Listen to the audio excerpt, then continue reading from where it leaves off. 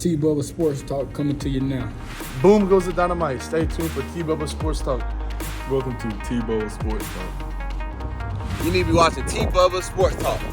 I'm ready to watch T-Bubba Sports Talk. Stay tuned to T-Bubba Sports Talk. T-Bubba Sports Talk is coming to you now. Alright, Mr. Charlie, my name's T-Bubba. So, first question is, how did it feel to get sacked by The Rock? Not very good.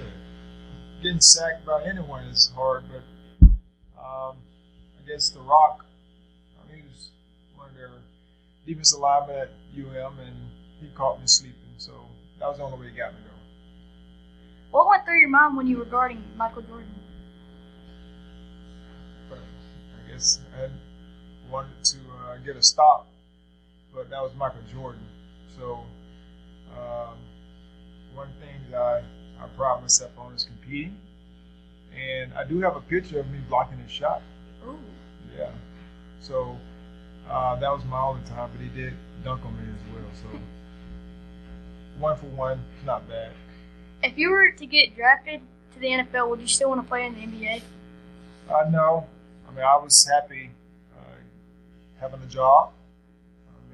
That was a job that required a lot if I was to play in the NFL. But I'm grateful that God opened the door for me to play in the NBA after I didn't get drafted in the NFL, and I didn't have any desire to play in the NFL after playing in the NBA. If you wouldn't have went to FSU, what college would you have gone to? Well, my second choice was the University of Georgia. Coach Vince Dooley and Coach Ray Goff. He was my recruiting coordinator, and that was my second choice if I was going to FSU. Like, what are you doing now? Like a job or? Well, I have quite a few jobs, and one of them is being a husband, my wife, and I'm a father. Happy Father's Day to your dad. And I'm the head basketball coach over at Florida State University School, which is a charter school for the university. And I do public appearances and speaking engagements on the side. So that is pretty much what I do all the time. Why did you wear different numbers, one for basketball and one for football, 21 and 17? Well, there's 17. I wore 17 because of Doug Williams. I'm not sure if you know who Doug Williams is, and if you don't, you should. You're from Louisiana. But Doug Williams is my hero, and so that's how I chose 17. And the basketball number in college was one of my numbers I wore, I think, in high school or something. And they didn't have 17. And in the NBA, I flipped 12 to 21 because that was the number that was available. 12 wasn't available. So that's kind of how I got all my numbers. Pretty cool. Besides yourself, who's your favorite Heisman Trophy winner?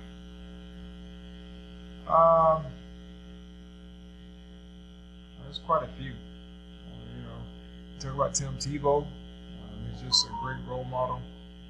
I admire him from afar, even though he's a Gator. But he's a great guy.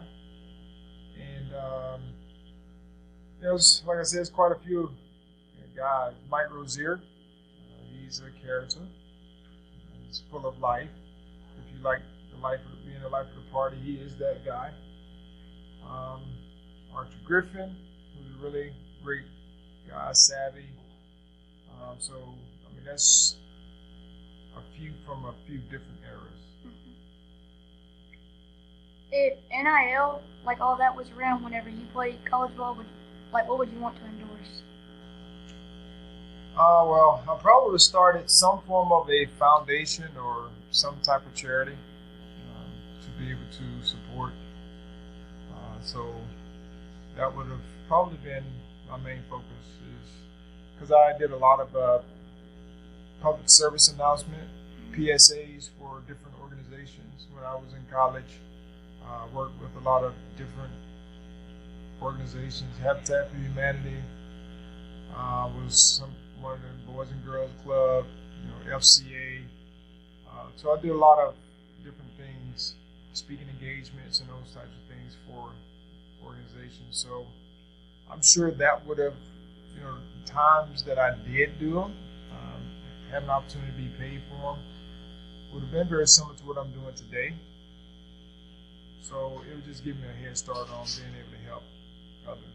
What was your favorite road stadium to play in and why?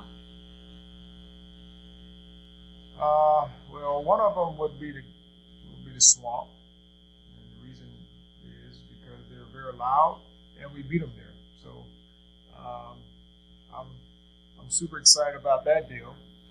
But it was a great environment.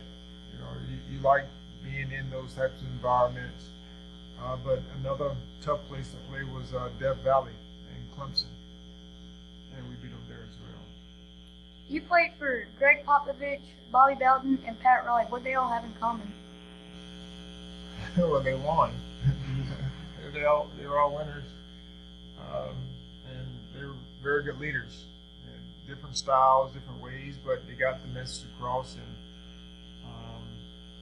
just what you would consider great coaches. And I'm grateful that I had the opportunity to learn from all of them in some form or fashion. And I try to be the best coach that I can possibly be as well. Took a lot from each one of them, not just those three, but quite a few of my mentors were my coaches. My dad being one, Coach Jeff Gundy, Coach Mark Rick.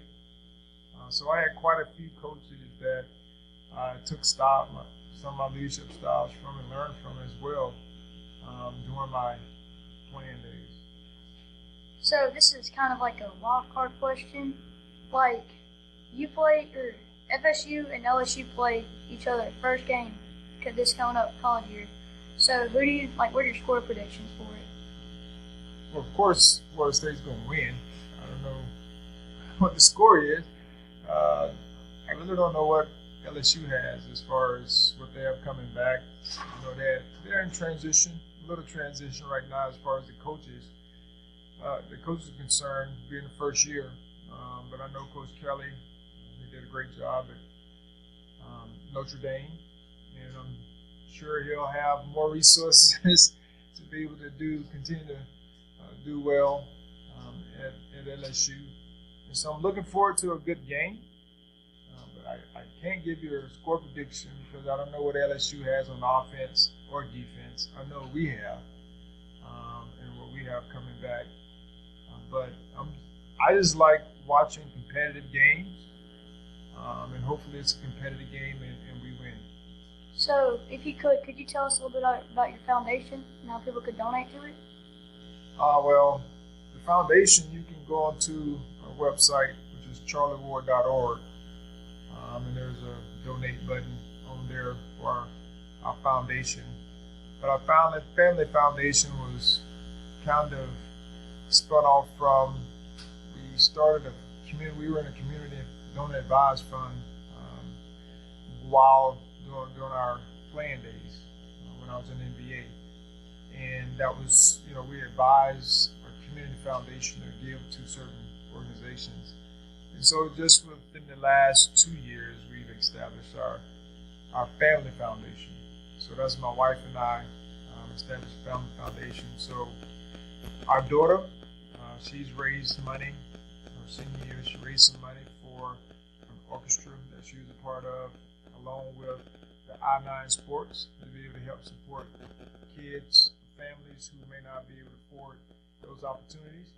So there was kind of scholarship, some kids and families to be a part of those organizations. And get ready to do our first annual Father's Day clinic, basketball clinic, here at Florida High on Sunday, Father's Day. And so it'll be an opportunity for fathers and their kids or mentors and mentees to get together and do some fun activities around basketball. And we also do some hurricane relief support. If we join forces with other organizations to be able to help in that, if they need support. We we'll help them, whatever that may be. And that is essentially what we do. We partner with youth organizations or schools to do different events. That's pretty cool. Thank you, Mr. Charlie. All right, T-Ball, I appreciate you having me on. Thank you for calling. Boom, goes the dynamite.